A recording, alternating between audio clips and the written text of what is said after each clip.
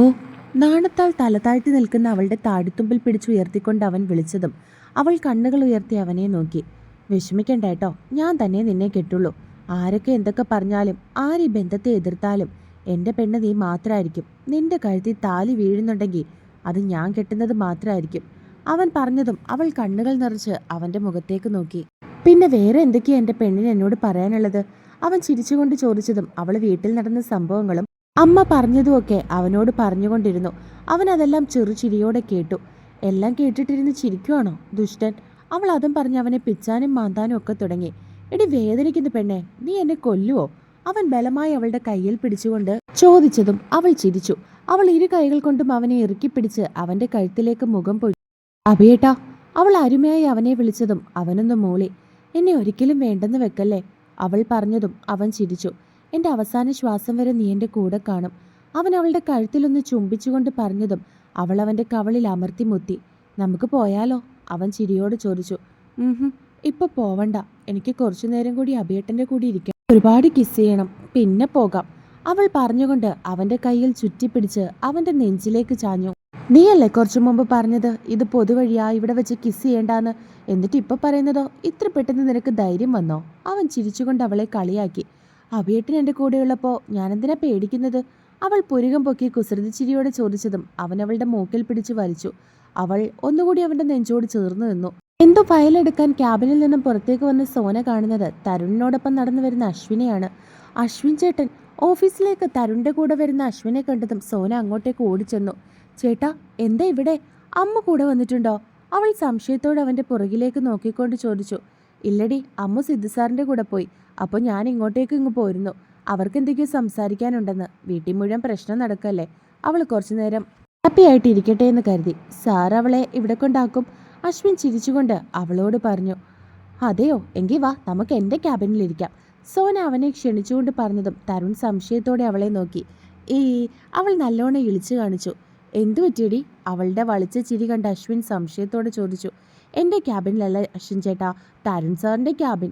അവൾ 32 പല്ലും പുറത്തേക്ക് കാണിച്ചുകൊണ്ട് പറഞ്ഞതും അവർ രണ്ടുപേരും ചിരിച്ചു. ഇവൾ ഇവിടെ എങ്ങനെയുണ്ട് തരുൺ സാർ? സാറിൻ്റെ ചെവി ഓക്കെ അല്ലേ? ഇവളെ തിന്നിട്ടൊന്നുമില്ലല്ലോ. അശ്വിൻ ചിരിച്ചുകൊണ്ട് അവളെ കളിയാക്കി ചോദിച്ചു. അത് കേട്ട് അവൾ മുഖം വീർപ്പിച്ചു വെച്ചുകൊണ്ട് അവരെ രണ്ടുപേരെയും നോക്കി. ചെവി തിന്നാൻ വരാറുണ്ട്. ഞാൻ നോക്കി പേടിപ്പിക്കുമ്പോൾ പേടിച്ചു പോയിരിക്കും. തരുൺ ചിരിച്ചുകൊണ്ട് പറഞ്ഞതും അവൾ ചുണ്ടുകൾ കൂർപ്പിച്ച് അവൻ്റെ മുഖത്തേക്ക് നോക്കി. എന്താടി? തരുൺ ഷർട്ടിൻ്റെ സ്ലീവ് മടക്കി പുരികം പൊക്കി അവളോട് ചോദിച്ചതും അവൾ പേടിച്ചു. ഒന്നുമില്ല. അവൾ രണ്ടു ചുമലും അനക്കി പറഞ്ഞതും അവൻ ചിരിച്ചു.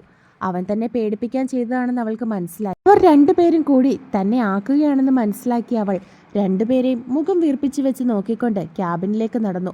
അവൾ പിണക്കത്തോടെ പോകുന്നത് കണ്ടതും അവർ പരസ്പരം നോക്കി ചിരിച്ചു. വെറും പാവാ, അശ്വിൻ തരുണിനെ നോക്കി പറഞ്ഞു. എനിക്കറിയാം, പിന്നെ ചുമ്മാ ഒന്ന് പേടിപ്പിക്കുന്നതാ അവളുടെ ആ ഫേസ് കാണാൻ. തരുൺ അവൾ പോയ വഴിയെ നോക്കി പറഞ്ഞതും അശ്വിൻ എന്തൊക്കെയോ മണക്കുന്നുണ്ടായിരുന്നു. എന്താ അശ്വിൻ? തരുണിനെ നോക്കി ചിരിക്കുന്ന അവനെ നോക്കി തരുൺ ചോദിച്ചു. അവളെ ഇഷ്ടമാണല്ലേ? അശ്വിൻ ചിരിയോടെ ചോദിച്ചു. ഒരുപാട്. വീട്ടിൽ പോയി ചോദിക്കണം, കുറച്ച് കഴിയട്ടെ. അവൻ ചിരിച്ചുകൊണ്ട് മറുപടി പറഞ്ഞു. മോനയുടെ വീട്ടിൽ പിന്നെ ജാതിയും മതമൊന്നും പ്രശ്നമാവില്ല. അതുകൊണ്ട് സാറിന് ധൈര്യമായിട്ട് അവളുടെ വീട്ടിൽ ചെന്ന് ചോദിക്കാം. അശ്വിൻ ചിരിച്ചുകൊണ്ട് പറഞ്ഞതും അവൻ സംശയത്തോടെ നോക്കി. അവളുടെ അച്ഛനും അമ്മയും പ്രണയിച്ച് വിവാഹം കഴിച്ചവരാ. അതുകൊണ്ട് അവർക്ക് ഇങ്ങനെയുള്ള പ്രശ്നങ്ങളൊന്നും വരില്ല. അശ്വിൻ വീണ്ടും പറഞ്ഞതും അവനും പുഞ്ചിരിച്ചു. അശ്വിൻ ആരെയും ഇതുവരെ പ്രണയിച്ചിട്ടില്ലേ? തരുൺ സംശയത്തോടെ അവനോട് ചോദിച്ചു. ജീവിതത്തിൽ രണ്ടറ്റവും കൂട്ടിമുട്ടിക്കാൻ ശ്രമിക്കുന്ന ഞാനൊക്കെ എങ്ങനെ പ്രേമിക്കാനാ സർ? അവൻ ചെറുചിരിയോടെ പറഞ്ഞു. താൻ കോളേജിലൊക്കെ പഠിച്ചതല്ലേ? അവിടെ വെച്ച് പോലും ആരോടും ഒരു ഇഷ്ടവും തോന്നിയിട്ടില്ലേ? അവൻ വീണ്ടും ചോദിച്ചു. സ്കോളർഷിപ്പിലാ കോളേജിൽ പോലും പഠിച്ചത്. എങ്ങനെയെങ്കിലും നല്ല മാർക്കോടെ പഠിച്ചിറങ്ങണമെന്ന് മാത്രമായിരുന്നു അപ്പോൾ ചിന്ത. എനിക്ക് പുറകെ അമ്മമ്മോളും വളർന്നു വരുമല്ലേ. അപ്പോൾ അങ്ങനെയൊക്കെ ചിന്തിച്ചപ്പോൾ ശരിക്കും പ്രേമിക്കാനൊന്നും തോന്നിയില്ല. അവൻ പുഞ്ചിരിയോടെ പറഞ്ഞതും തരുണും ചിരിച്ചു. അവർ കുറേ നേരം വീണ്ടും സംസാരിച്ചുകൊണ്ടിരുന്നു. തരുൺ അശ്വിനെ കൂടുതൽ അറിയാൻ ശ്രമിച്ചുകൊണ്ടിരുന്നു. എന്നാൽ സിദ്ധു വിചാരിക്കുന്നത് പോലെ ഒന്നുമല്ല അശ്വിൻ എന്ന് അവന് കുറച്ചു നേരം കൊണ്ട് തന്നെ മനസ്സിലായി. കാരണം ജീവിതത്തിൻ്റെ രണ്ടറ്റവും കൂട്ടിമുട്ടിക്കാൻ കഷ്ടപ്പെടുകയാണ് അവൻ. അവനെ കൊണ്ടൊന്നും അങ്ങനെ ചെയ്യാൻ കഴിയില്ല എന്ന് തരുണിന് 100% ഉറപ്പായി. കുട്ടാ, നമുക്ക് പോവണ്ടേ? നിന്റെ ചേട്ടായി കാത്തിരിക്കുമായിരിക്കും അവിടെ. തൻ്റെ നെഞ്ചിൽ ചാഞ്ഞിരിക്കുന്നവളുടെ നെറുകയിൽ തലോടിക്കൊണ്ട് അവൻ ചോദിച്ചു. പോകാം. അവൾ അവൻ്റെ നെഞ്ചിൽ നിന്നും തല ഉയർത്തിക്കൊണ്ട് പറഞ്ഞു. അഭിയേട്ടാ. അവൾ കണ്ണുകൾ നിറച്ചുകൊണ്ട് അവനെ നോക്കി വിളിച്ചു. അയ്യേ, എന്തിനാ എൻ്റെ അമ്മ കരയുന്നേ? അവൻ അവളുടെ കണ്ണുകൾ തുടച്ചു കൊടുത്തുകൊണ്ട് ചോദിച്ചു. ഇനി എന്നാ അഭിയേട്ടൻ എന്നെ കാണാൻ വരുന്നത്? അവൾ കണ്ണുകൾ നിറച്ച് അവനെ നോക്കി വിതുമ്പി. അഭിയേട്ടൻ എപ്പോഴും എൻ്റെ അമ്മുവിൻ്റെ നെഞ്ചിലില്ലേ? അവിടെ നിന്ന് ആർക്കും എന്നെ പറിച്ചെറിയാൻ സാധിക്കില്ലല്ലോ. അവൻ അവളെ നോക്കി ചെറുചിരിയോടെ പറഞ്ഞതും അവളവനെ ഇറുക്കി കെട്ടിപ്പിടിച്ചു. അവനും അവളെ ചേർത്ത് പിടിച്ച് അവളുടെ കഴുത്തിൽ ചുണ്ടുകൾ ചേർത്തു. അമ്മു ഉടനെ എൻ്റേത് മാത്രമാകും കേട്ടോ. അതുവരെ ഉള്ളൂ ഈ വിഷമവും മറ്റുമൊക്കെ. പിന്നെ എപ്പോഴും അമ്മ എൻ്റെ ഈ നെഞ്ചോട് ചേർന്ന് എൻ്റെ കൈകളിൽ കൈ പിടിച്ച് എൻ്റെ കൂടെ കാണില്ലേ? അവൻ പറഞ്ഞതും അവൾ ചിരിച്ചുകൊണ്ട് അവനെ നോക്കി തലയാട്ടി. അബേട്ടാ, അബേട്ടൻ്റെ ശബ്ദം ഞാൻ എങ്ങനെയാ കേൾക്കുന്നേ? എൻ്റെ ഫോൺ പൊട്ടിപ്പോയില്ലേ? അവൾ കണ്ണുകൾ നിറച്ചുകൊണ്ട് ചോദിച്ചു. പോകുന്ന വഴി ഞാനൊരു ഫോൺ വാങ്ങിത്തരാം കേട്ടോ. അതാരും കാണാതെ കയ്യിൽ വെച്ചാൽ മതി. അവൻ പറഞ്ഞതും അവൾ വീണ്ടും തലയാട്ടി. അബേട്ടാ, എനിക്കൊരു ഉമ്മ കൂടി തരുമോ? അവൾ കണ്ണുകൾ നിറച്ച് കൈകൾ അവൻ്റെ ഷർട്ടിൽ മുറുക്കി പിടിച്ചുകൊണ്ട് ചോദിച്ചു. അവൻ അവളുടെ മുഖം മുഴുവൻ ചുംബിച്ചു. അവൻ ചുംബനം അവസാനിപ്പിച്ചതും അവൾ അവൻ്റെ മുഖം മുഴുവൻ തിരികെ ചുംബിച്ചു. അവൾക്ക് മതിവരുവോളം അവൻ പൂർണ്ണമായും അവനെ അവൾക്ക് വിട്ടു നൽകി. പിന്നെ കരഞ്ഞുകൊണ്ട് തന്നെ നോക്കിയിരിക്കുന്ന അവളുടെ കണ്ണുകൾ തുടച്ചു കൊടുത്തുകൊണ്ട് അവൻ അവളുടെ നെറ്റിയിലൊന്ന് അമർത്തി ചുംബിച്ചു. എന്നെ അമ്മുവിന് ഒരുപാട് ഇഷ്ടമല്ലേ? അവൻ ചിരിയോട് ചോദിച്ചു. എൻ്റെ ജീവനാ. എനിക്കറിയില്ല ബേട്ടാ, ചിലപ്പോൾ ആദ്യമായിട്ട് സ്നേഹിക്കുന്നത് കൊണ്ടായിരിക്കും ഇങ്ങനെയൊക്കെ. എനിക്ക് അബിയേട്ടനില്ലാതെ പറ്റില്ലെന്ന് തോന്നുക. അവൾ അവനെ നോക്കി മറുപടി പറഞ്ഞു. അബിയേട്ടൻ എന്നെ ചതിക്കില്ലല്ലോ അല്ലേ? അവൾ അവനെ നോക്കി ചോദിച്ചു. നിനക്കെന്താ തോന്നുന്നത്? അവൻ തിരികെ ചോദിച്ചു.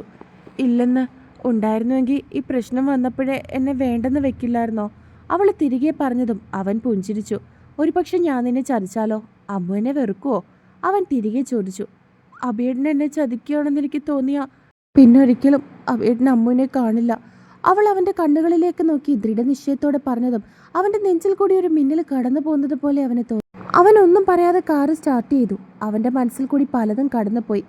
നീ ഇനി സത്യങ്ങൾ അറിഞ്ഞാലും എൻ്റെ കൈകളിൽ നിന്നും നിനക്കൊരു മോചനം ഉണ്ടാവില്ല. എൻ്റെ അവസാന ശ്വാസം വരെ നീ എന്നോടൊപ്പം തന്നെ ഉണ്ടാകൂ അമ്മു, അവൻ മനസ്സിൽ പറഞ്ഞുകൊണ്ടിരുന്നു. അപ്പോഴും അവൻ്റെ കൈകളിൽ കൂടി കൈകൾ ചുറ്റി അവൻ്റെ തോളിൽ ചാഞ്ഞ് അവളും കിടപ്പുണ്ടായിരുന്നു. സിദ്ധു അമ്മുവിനെ കൊണ്ട് ഓഫീസിലേക്ക് തിരികെ എത്തി.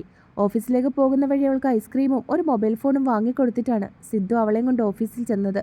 അവൾ കാറിൽ നിന്നും ഇറങ്ങാൻ പോയതും സിദ്ധു അവളുടെ കയ്യിൽ പിടിച്ചു. അവൾ എന്താണെന്നുള്ള അർത്ഥത്തിൽ അവനെ തിരിഞ്ഞു നോക്കി. അവൻ അവളുടെ മുഖം കയ്യിലെടുത്തു. അവൾ നിറഞ്ഞ പുഞ്ചിരിയോടെ അവൻ്റെ കണ്ണുകളിലേക്ക് നോക്കി. അവൻ വാത്സല്യത്തോടെ പ്രണയത്തോടെ അവളുടെ നെറ്റിയിൽ അമർത്തി ചുംബിച്ചു. "ഇത്തിരി വിളിക്കണേ, ഞാൻ കാത്തിരിക്കും," അവൻ പറഞ്ഞതും അവൾ തലയാട്ടി. "എങ്കിൽ അബിയേട്ടനൊരു കിസ് തന്നെ," അവൻ അവൻ്റെ ഇടത് കവളിൽ ചൂണ്ടിക്കാണിച്ചുകൊണ്ട് പറഞ്ഞതും അവൾ ചിരിച്ചുകൊണ്ട് അവളുടെ ചുണ്ടുകൾ ചേർത്തു. അവനും ചിരിയോടെ അവളുടെ സൈഡിലെ ഡോർ തുറന്നു കൊടുത്തതും അവൾ ഇറങ്ങി. അവൻ കാർ പാർക്ക് ചെയ്തിട്ടും ഇറങ്ങി. പിന്നെ അവളുടെ കയ്യും പിടിച്ച് ഓഫീസിലേക്ക് നടന്നു. "ചേട്ടായി," തരുണിൻ്റെ ക്യാബിനിലേക്ക് കയറിയതും അവിടെ ഇരിക്കുന്ന അശ്വിനെ കണ്ട് അവൾ വിളിച്ചു. അവൾ ചെന്ന് അവൻ്റെ അടുത്തേക്കിരുന്നു. അവളെ കണ്ട് സോനയും അങ്ങോട്ടേക്ക് വന്നിരുന്നു.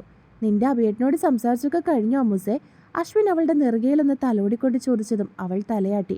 "അശ്വിൻ, താൻ ഞങ്ങളുടെ കാര്യം ഒന്നുകൂടി പപ്പയോടും മമ്മിയോടും സംസാരിക്കും. അവരെ കൊണ്ട് എങ്ങനെയെങ്കിലും സമ്മതിപ്പിക്കണം. ഉടനെ തന്നെ ഞങ്ങളുടെ വിവാഹം നടത്തുകയും ചെയ്യണം. എനിക്ക് അമ്മ ഇല്ലാതെ കഴിയില്ല, അറിയാലോ."